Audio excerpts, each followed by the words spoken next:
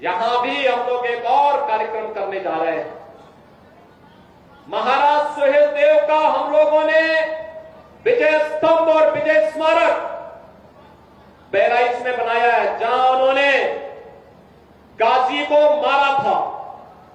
सालार मसूद गाजी को जहां महाराज सुहेलदेव ने मारा था अपने सौर प्राकर से 1000 वर्ष पहले।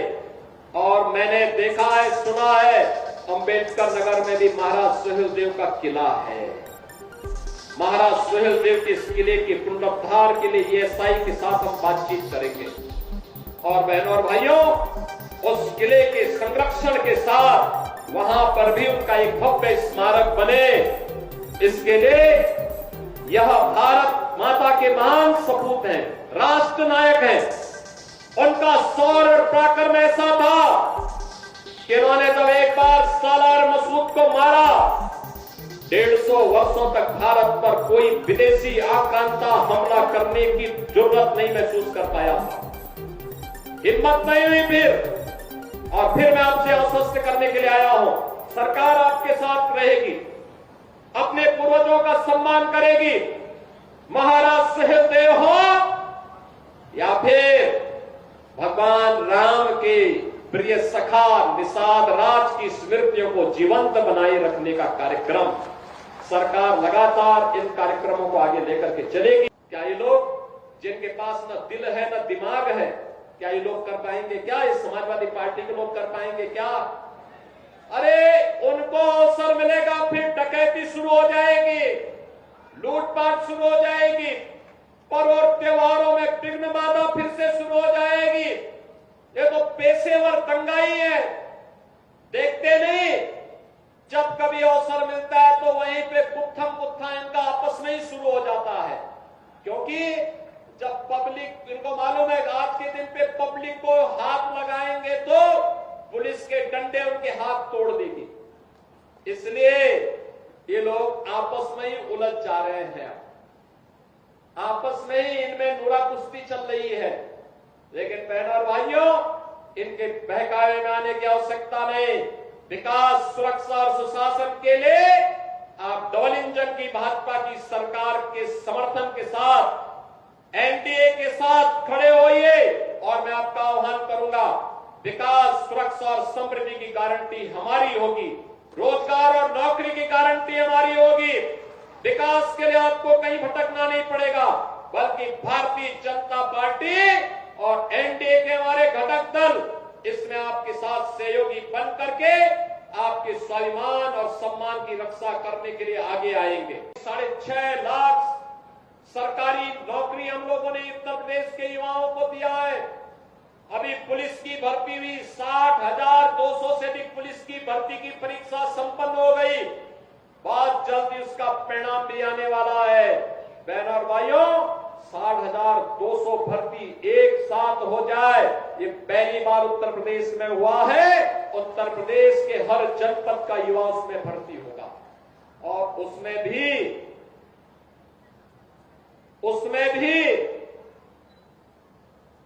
15,000 तो केवल बेटियां भर्ती होने वाली हैं।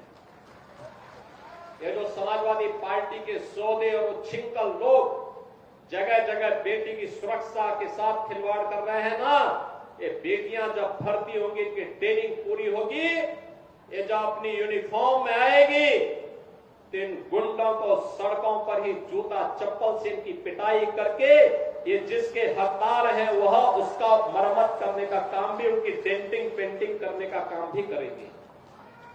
और इसीलिए आज मैं आपसे कहने के लिए आया हूं, अब ये 60,200 भर्ती हम कर रहे हैं, और जैसे भर्ती की प्रक्रिया पूरी होगी 40,000 इसके बाद फिर भर्ती करने जा रहे हैं, पुलिस में ही भर्ती करने जा रहे हैं। उसमें भी 10,000 केवल बेटियां भर्ती होंगी। याद रखना, बेटियों को उसमें भी हम भर्ती करने जा रहे हैं। ऐसे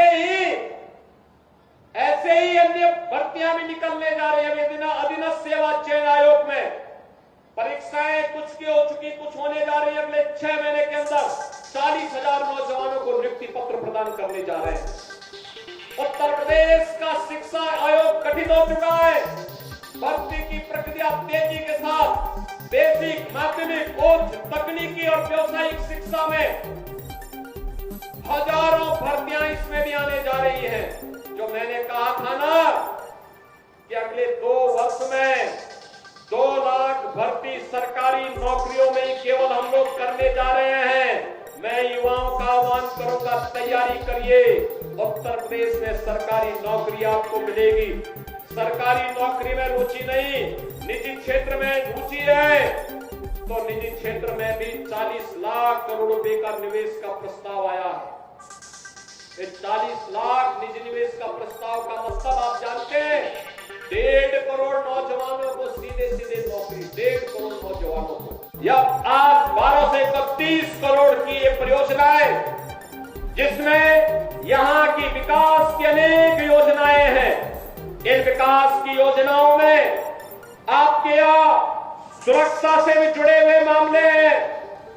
टाटा टेक्नोलॉजीज के माध्यम से प्रदेश की आईटीआई को और आपके अम्बेडकर नगर जनपद की आईटीआई को भी एक वर्ल्ड क्लास स्किल डेवलपमेंट के नए सेंटर के रूप में विकसित करने के कार्यक्रम का भी आज यहां उद्घाटन करने जा रहे हैं। बहनों और भाइयों, जल जीवन मिशन की योजनाएं हो या फिर यहाँ की सड़कों का, इंजीनियरिंग कॉलेजेस का, या फिर बाबा जगरदेव धाम के पर्यटन विकास का हो, या फिर शिलान्यास की योजनाओं में जितने भी सड़कों के प्रस्ताव, बिजली से जुड़े हुए प्रस्ताव और शिव बाबा मंदिर और झारखंड बाबा मंदिर के पर्यटन विकास की योजनाएं जो हमारे पास आई थी, या बृहद गौ संरक्षण केंद्र से जुड़े हुए जो प्रस्ताव हमारे पास आए थे, इन सभी प्रस्तावों को भी इनके साथ जोड़ करके आज यहां पर श्रवण धाम में श्रवण घाट के निर्माण का कार्यक्रम है। इन सभी योजनाओं को आज हम यहां पे लोकार्पण और शिलान्यास के साथ कार्य करने जा रहे हैं। बहनों और भाइयों, कटेहरी विधानसभा की दरबन झील को इको पर्यटन विकास कार्य योजना के लिए भी आज हम यहां पे शिलान्यास करने जा रहे हैं। लोक निर्माण विभाग की 25 परियोजनाओं का, सड़क की परियोजनाओं का जो कटेहरी विधानसभा क्षेत्र से थी, इनके लिए भी धनराशि देकर के इनका शिलान्यास हो रहा है। पावर कारपोरेशन से जुड़े हुए भी जो सब स्टेशन और विद्युतीकरण के कार्य के थे, उनको भी हम यहाँ पे शिलान्यास करने जा रहे हैं। सीएससी कटेहरी के पब्लिक हेल्थ यूनिट का निर्माण का ब्लॉक का भी आज यहाँ पे शिलान्यास होने जा रहा है और 140 राजकीय नलकूपों के आधुनिकीकरण, 4 राजकीय नलकूप, नए नलकूपों की स्थापना के लिए भी आज उसका भी शिलान्यास यहाँ होने जा रहा है और श्रवण धाम में पर्यटन विकास की कार्य योजना को भी आज हम सब यहाँ पे शिलान्यास करने जा रहे हैं। बहनों और भाइयों, इसके साथ ही यहां पर आज हम लोग कटेहरी का जो बाईपास है, कटेहरी के इस बाईपास के निर्माण के लिए भी आज हम इसको भी स्वीकृत करके इस कार्यक्रम को भी आगे बढ़ाने जा रहे हैं। बहनों और भाइयों, ये जो इतने सैकड़ों करोड़ रुपए की परियोजनाएं आपको विकास के लिए मिल रही है, ये विकास की योजनाएं इसलिए आपको उपलब्ध करवाई जा रही हैं जिससे आपके जीवन में परिवर्तन हो, खुशहाली आए, हर हाथ को काम हो, हर खेत को पानी मिले। इस संकल्प के साथ मोदी जी ने 2014 में जो मंत्र दिया था देशवासियों को, वह मंत्र तो इसी संकल्प का था।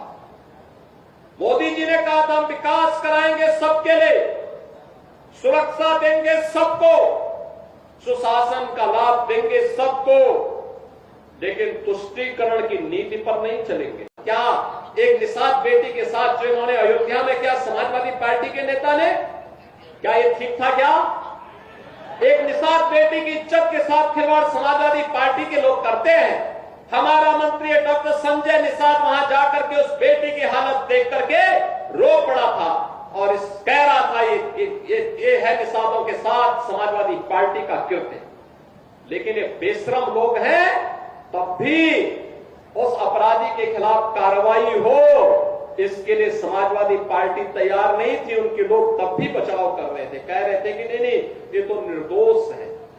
अरे निर्दोष क्या है, सब कुछ तो उसका प्रमाणित हो चुका है और उसके बाद भी निर्दोष बोलते हैं उसको। कन्नौज में जो किया इनके नेताओं ने एक नाबालिग बेटी के साथ, और उसके बाद भी उसका बचाव कर रहे हैं, उसके बाद भी उसका बचाव कर रहे हैं। क्या ये सही था क्या जो कन्नौज में इनके नेता कर रहे थे? क्या ये सच सही था क्या? आज तो प्रमाणित हो चुका है कि इनके कृत्य क्या है। बहनों और भाइयों, यही समाजवादी पार्टी की वास्तविक पहचान है, क्योंकि ये लोग जब से सत्ता में आए थे लगातार यही काम करते थे। व्यापारियों को लूटते थे, बेटियों की इज्जत के साथ खिलवाड़ करते थे, गरीबों की जमीनों पर कब्जा करते थे, दबंगई के बल पर गरीबों की जमीनों को कब्जा करते थे। याद करिए जब मार्च 17 में सरकार बनी थी और सरकार बनते ही मैंने कहा था अगर किसी भूमाफिया ने किसी गरीब की, किसी व्यापारी की, किसी सरकारी जमीन पर कब्जा कर रखा है तो 24 घंटे के अंदर खाली कर ले। और मैं फिर कहूंगा कि अगर किसी माफिया ने किसी गरीब की, किसी किसान की, किसी अन्नदाता किसान की, किसी व्यापारी की जमीन पर कब्जा किया है, वे कृपया एक बार खाली कर ले। अगर खाली नहीं किया तो जो उसकी भी होगी उसको भी हम जब्त करके गरीब में बंटवाने का काम कर देंगे। मैं फिर कहूंगा, ये माफियागिरी किसी भी स्थिति में नहीं चलने दी जाएगी। कानून का राज हो, सबको सुरक्षा मिलेगी, सबको योजनाओं का लाभ मिलेगा। लेकिन अगर कोई कानून को ठेका दिखाने का काम करेगा तो उसका काम तमाम करने का काम भी सरकार करेगी और इसके लिए किसी भी हद तक जाकर के उसके दुस्साहस का जवाब देगी। क्या उत्तर प्रदेश के अंदर होता था 2017 के पहले? यही उत्तर प्रदेश है जहां पर हर जिले में समाजवादी पार्टी और कांग्रेस के नेतृत्व में पलने वाले माफियाओं की समानांतर सरकारें चलती थी। ये अम्बेडकर नगर में भी चलती थी। याद करिए, हिंदू जागरण मंच के अध्यक्ष, टाटा जनपद के ही निवासी, हमारे एक प्रमुख कार्यकर्ता की हत्या यहां होती है और कोई सुनवाई नहीं होती, कोई सुनवाई नहीं हो रही थी। तब भी मुझे आंदोलन करने के लिए अम्बेडकर नगर जनपद में आना पड़ा था। तब भी हम लोगों ने आंदोलन किया था माफिया के खिलाफ और समाजवादी पार्टी की सरकार की अराजकता के खिलाफ। कौन ऐसा जिला था, चाहे वह अम्बेडकर नगर जिला रहा हो, अयोध्या रहा हो, मऊ, आजमगढ़, गाजीपुर, प्रयागराज, प्रतापगढ़, सुल्तानपुर, कोई जिला ऐसा नहीं था जहां पर कोई न कोई बड़ा माफिया समानांतर सरकार चला करके आम जनता की आवाज को दबाता था, गरीबों की आवाज को दबाता था, पिछड़ों की आवाज को दबाता था और दलित वंचित योजनाओं से भी वंचित रहते थे। और सरकारें अपनी मौज मस्ती करती थी, उनको इससे कोई मतलब नहीं था। उनकी सरकार रहनी चाहिए, बाकी जाए भाड़ में, यही करते थे वे लोग। लेकिन 17 के बाद एक एक करके माफिया कहां चले गए ये भी आप सब जान रहे हैं। माफियाओं की छुट्टी हो गई, माफिया मुक्त उत्तर प्रदेश हो गया। जो लोग पर्व और त्योहार में विघ्न बाधा डालते थे, विघ्न बाधा समाप्त हुई। अब पर्व और त्योहार शांतिपूर्ण तरीके से मनाए जा रहे हैं। बेटी और व्यापारी की सुरक्षा पर जो खतरा पैदा करते थे वे सभी गायब हो गए और जो बचे हैं वे भी अपनी अंतिम यात्रा की तैयारी कर रहे होंगे। बहनों और भाइयों, मैं तो केवल आपसे कहने के लिए आया हूं, मैं केवल आपसे कहने के लिए आया हूं कि रात जलती हुई की बेटी के साथ किस प्रकार का व्यवहार होता था और किस प्रकार के वक्तव्य आते थे उस समय के मंत्रियों के, किस प्रकार के बेशर्मी पूर्ण वक्तव्य देते थे समाजवादी पार्टी के नेता। बहनों और भाइयों, ये किसी से छुपा हुआ नहीं है और इसीलिए मैं आज आपसे कहने के लिए आया हूं, एक बेटी तो सबकी बेटी होती है।